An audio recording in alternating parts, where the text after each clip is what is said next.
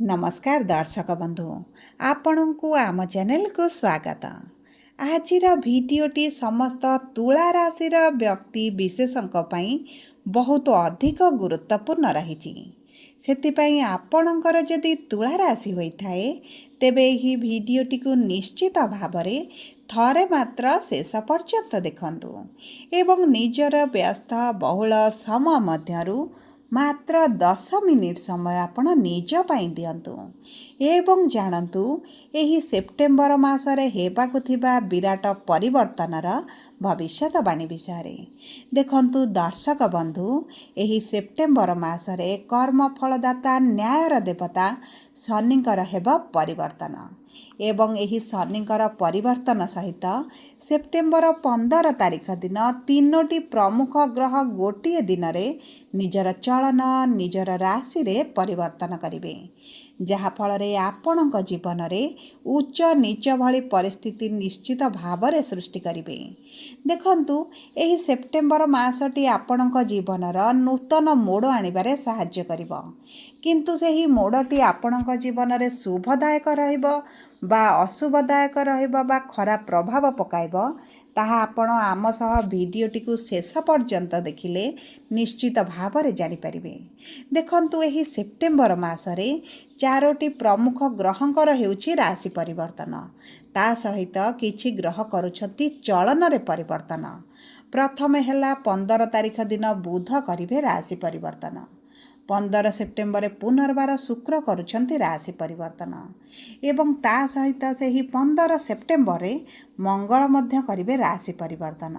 तेबे तीनोटी ग्रह प्रमुख ग्रह शुभ ग्रहंकर गोटे दिन परिवर्तन निश्चित भाव में आपणक जीवन में विराट बड़ परिवर्तन आनिबो।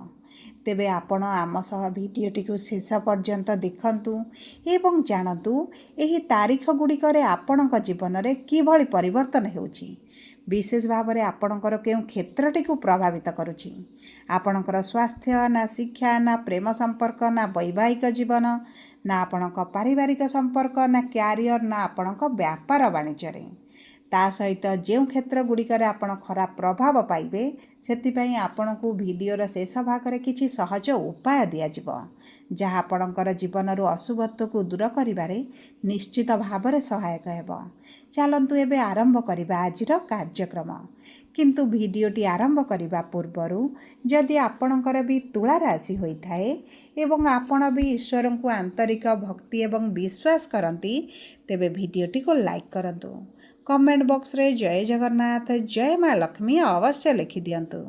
ता सहित आपणक मन रे जहाँ भी प्रश्न रही जहाँ भी द्वंद्व रही आपण कमेंट बॉक्स रे लिखि जणांतु आमे आपणक प्रश्नर उत्तर देबा पई यथा संभव प्रयास करिबु।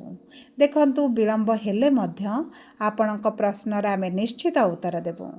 ता सहित दर्शक बंधु आम सह जोगाजोग करबा पई भिडियोर मध्य भागरे एक व्हाट्सएप नंबर टी दिया जाइछि जो नंबर साहाय्य आपण आम सह जोगाजोग करी निजर नूतन कुंडली प्रस्तुत करि परिबे कुंडली विश्लेषण कराई परिबे किंबा आपणकर चाकरी विवाह व्यवसाय प्रेम संपर्क को नहीं जदि आपणकर किछि समस्या रही ताहार मध्य समाधान करि परिबे। सेथिपाई आपण आम सह शेष पर्यंत जोड़ी होई रुहंतु एवं व्हाट्सएप नंबर माध्यम रे आम सह जोगाजोग करंतु।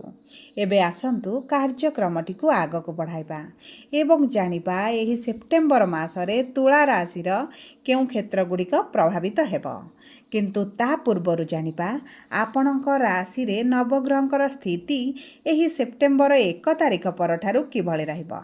देखंतु आपणकर पंचम गृह रे राहु षष्ठ गृह रे शनि नवम गृह रे गुरु दशम गृह रे शुक्र एकादश गृह रे सूर्य केतु एवं बुध एवं द्वादश गृह रे मंगल विराजमान करिसंती जहाँ फल रे सेही गृह गुड़िक अधिक प्रभावित हेब किंतु आपणकर एही 15 तारिख दिन मंगल आसुछंती आपणक राशि को तेणुक आपणक राशि रे तो किछि ना किछि परिवर्तन निश्चित देखिबे।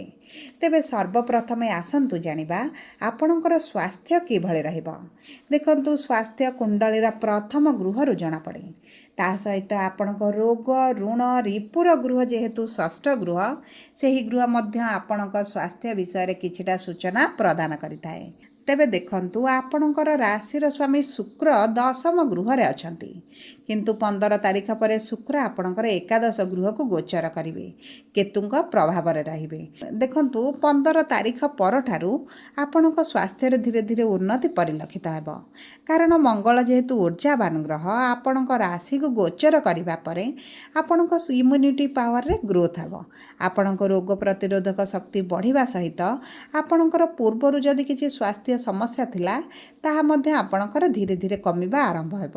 କିନ୍ତୁ ଯେହେତୁ ଆପଣଙ୍କର ଶୁକ୍ର ଆପଣଙ୍କର କେତୁଙ୍କ ଦ୍ୱାରା ପୀଡ଼ିତ ରହିବେ, ତେଣୁକରି ଆପଣଙ୍କର ବ୍ଲଡ଼ ପ୍ରେସର ହେଉ, ଡାଇବେଟିସ୍ ହେଉ, କୋଲେଷ୍ଟ୍ରଲ୍ ହେଉ କିମ୍ବା ବ୍ଲଡ଼ ରିଲେଟେଡ୍ ଯଦି ବି କିଛି ଆପଣଙ୍କ ସ୍ୱାସ୍ଥ୍ୟରେ ସମସ୍ୟା ଚାଲିଛି, ସେଥିରେ ଟିକେ ବଢ଼ିବାର ବା କମିବାର ଉଚ୍ଚ ନିଚ ଭଳି ପରିସ୍ଥିତି ଆପଣ ଟିକେ ଦେଖିପାରନ୍ତି।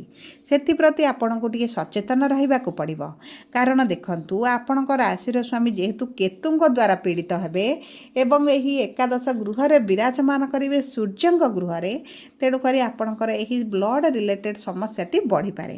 ନଚେତ ଯଦି ମୋଟାମୋଟି ଭାବେ ଦେଖିବା ଆପଣଙ୍କ ସ୍ୱାସ୍ଥ୍ୟରେ ବିଶେଷ ସମସ୍ୟା ଆପଣ ଦେଖିବେନି।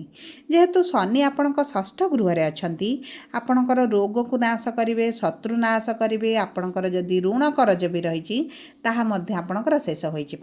ଦେଖନ୍ତୁ ଯେହେତୁ ଶନି ଆପଣଙ୍କର ବକ୍ରି ଅଛନ୍ତି, ତେଣୁକରି ଆପଣଙ୍କ ଆଣ୍ଠୁ ଗଣ୍ଠିରେ କିଛିଟା ଯନ୍ତ୍ରଣା ଦେଖା ଦେଇପାରେ। ଅସ୍ଥିଗତ ସମସ୍ୟା ହୋଇପାରେ, କାନ୍ଧରେ ଯନ୍ତ୍ରଣା ହୋଇପାରେ, ଅଣ୍ଟାରେ ପେନ୍ ହୋଇପାରେ। ଏହିଭଳି ଛୋଟ ଛୋଟ ସମସ୍ୟା ଆପଣଙ୍କ ଜୀବନରେ ଦେଖା ଦେଇପାରେ, କିନ୍ତୁ କୌଣସି ଗମ୍ଭୀର ସ୍ୱାସ୍ଥ୍ୟ ସମସ୍ୟା ଆପଣ ଦେଖିବେନି। ଯଦି ଆମେ ଆପଣଙ୍କର ଶିକ୍ଷାକୁ ଦେଖିବା, ତେବେ ଦେଖନ୍ତୁ ଶିକ୍ଷାର ଗୃହରେ ରାହୁ ଅଛନ୍ତି। ରାହୁ ଆପଣଙ୍କୁ ଚାଲାକ ଚତୁର ବୁଦ୍ଧିମାନ କରିବେ, କିନ୍ତୁ ଆପଣଙ୍କ କୁଣ୍ଡଳୀରେ ରାହୁ କିଭଳି ଅଛନ୍ତି ତାହା ଗୁରୁତ୍ୱପୂର୍ଣ୍ଣ। ଯଦି କୁଣ୍ଡଳୀରେ ରାହୁ ଭଲ ସ୍ଥିତିରେ ଅଛନ୍ତି, ତେବେ ଆପଣଙ୍କୁ ଶିକ୍ଷା କ୍ଷେତ୍ରରେ ବହୁତ ଅଧିକ ଶୁଭ ଫଳ ପ୍ରାପ୍ତି ହେବ। ତାହା ସହିତ ଯଦି ଆପଣ ଗଭର୍ଣ୍ଣମେଣ୍ଟ ଚାକିରି ପାଇଁ ପ୍ରିପାରେସନ୍ ହେଉଛନ୍ତି, ଗଭର୍ଣ୍ଣମେଣ୍ଟ ଚାକିରି ପାଇଁ ପରୀକ୍ଷା ଦେବାକୁ ଚାହୁଁଛନ୍ତି କିମ୍ବା ଗଭର୍ଣ୍ଣମେଣ୍ଟ ଚାକିରିର ଯୋଜନାରେ ରହିଛନ୍ତି, ତେବେ ଆପଣଙ୍କ ପାଇଁ ଏହି ସମୟଟି ବହୁତ ଅଧିକ ଭଲ ଯୋଗ ବନାଉଛି। ଏହି ସମୟ ମଧ୍ୟରେ ଆପଣ ଯଦି ଗଭର୍ଣ୍ଣମେଣ୍ଟ ଚାକିରି ପାଇଁ ପରୀକ୍ଷା ଦିଅନ୍ତି, ଆପଣଙ୍କୁ ନିଶ୍ଚିତ ଭାବରେ ଗଭର୍ଣ୍ଣମେଣ୍ଟ ଚାକିରି ହୋଇଯିବ। କିନ୍ତୁ ଦେଖନ୍ତୁ ଦର୍ଶକ ବନ୍ଧୁ, ଆପଣଙ୍କ କୁଣ୍ଡଳୀରେ ଯଦି ଗଭର୍ଣ୍ଣମେଣ୍ଟ ଚାକିରିର ଯୋଗ ବନୁଥିବ, ତେବେ ଆପଣଙ୍କୁ ଗଭର୍ଣ୍ଣମେଣ୍ଟ ଚାକିରିରୁ କେହି ଅଟକାଇ ପାରିବେ ନାହିଁ। ଯଦି ଆପଣଙ୍କ କୁଣ୍ଡଳୀରେ ଗଭର୍ଣ୍ଣମେଣ୍ଟ ଚାକିରିର ଯୋଗ ନାହିଁ, କିନ୍ତୁ ଆପଣ ପ୍ରିପେୟାର ହେଉଛନ୍ତି, ତେବେ ଆପଣଙ୍କୁ ଏତେ ଅଧିକ ଶୁଭ ଫଳ ନ ମିଳିପାରେ। ତେଣୁକରି ଆପଣଙ୍କ କୁଣ୍ଡଳୀକୁ ବିଶ୍ଳେଷଣ କରାନ୍ତୁ ଏବଂ ଜାଣନ୍ତୁ ସରକାରୀ ଚାକିରି ଯୋଗ ବନୁଛି ବା ବନୁନାହିଁ। ଏବେ ଆସନ୍ତୁ ଜାଣିବା ଆପଣଙ୍କ ପ୍ରେମ ସମ୍ପର୍କ କିଭଳି ରହିବ। ଦେଖନ୍ତୁ ପ୍ରେମ ସମ୍ପର୍କ ଆପଣଙ୍କର ଭଲ ରହିବ। ଆପଣଙ୍କ ସମ୍ପର୍କରେ ମଧୁରତା ଆସିବ, ସାଥୀଙ୍କ ସହିତ ସମୟ ଅତିବାହିତ କରିବେ। ଆପଣଙ୍କ ମନ ଭିତରେ ଯାହା ବି ରହୁଛି ଦ୍ୱନ୍ଦ୍ୱ, ଅସନ୍ତୋଷ ଯାହା ବି ଅଛି, ଆପଣ ସାଥୀଙ୍କ ସହିତ ସେୟାର କରିବେ, ଏକତ୍ର ସମୟ ଅତିବାହିତ କରିବେ। ସାଥୀଙ୍କ ସହିତ ମନୋରଞ୍ଜନ କାର୍ଯ୍ୟକ୍ରମ ମଧ୍ୟ ଯାଇପାରନ୍ତି। ଦେଖନ୍ତୁ ପ୍ରେମ ସମ୍ପର୍କରେ ବିଶେଷ ସମସ୍ୟା ଆପଣ କିଛି ଦେଖିବେ ନାହିଁ। ଯଦି ଆମେ ଦେଖିବା ଆପଣଙ୍କର ବିବାହର ଯୋଗକୁ ବା ବୈବାହିକ ସମ୍ପର୍କକୁ, 15 ସେପ୍ଟେମ୍ବର ପରଠାରୁ ଆପଣଙ୍କ ବିବାହ ପ୍ରସ୍ତାବ ଆସିବା ଆରମ୍ଭ ହୋଇଯିବ, କାରଣ ମଙ୍ଗଳ ଆସିବେ ଆପଣଙ୍କ ରାଶିକୁ ଏବଂ ଆପଣଙ୍କ ବିବାହର ଗୃହକୁ ଦୃଷ୍ଟି ଦେବେ। ଯାହାଫଳରେ ଆପଣଙ୍କ ବିବାହର ଯଦି ଯୋଜନାରେ ଅଛନ୍ତି ବା ଆପଣଙ୍କ ବିବାହ ପାଇଁ ପ୍ଲାନିଂ କରୁଛନ୍ତି, ତେବେ ଏହି ସମୟଟି ଆପଣଙ୍କ ଜୀବନରେ ନିଶ୍ଚିତ ଭାବରେ ବିବାହର ଯୋଗ ବନାଇବ। ଦେଖନ୍ତୁ ଗୁରୁ ଆପଣଙ୍କର ରାଶିକୁ ପଞ୍ଚମ ଦୃଷ୍ଟି ଦେଉଛନ୍ତି ଏବଂ ଆପଣଙ୍କ ମଙ୍ଗଳ ଗୋଚର କରୁଛନ୍ତି, ରାଶିର ସ୍ୱାମୀ ମଧ୍ୟ ଦୃଷ୍ଟି ଦେଉଛନ୍ତି।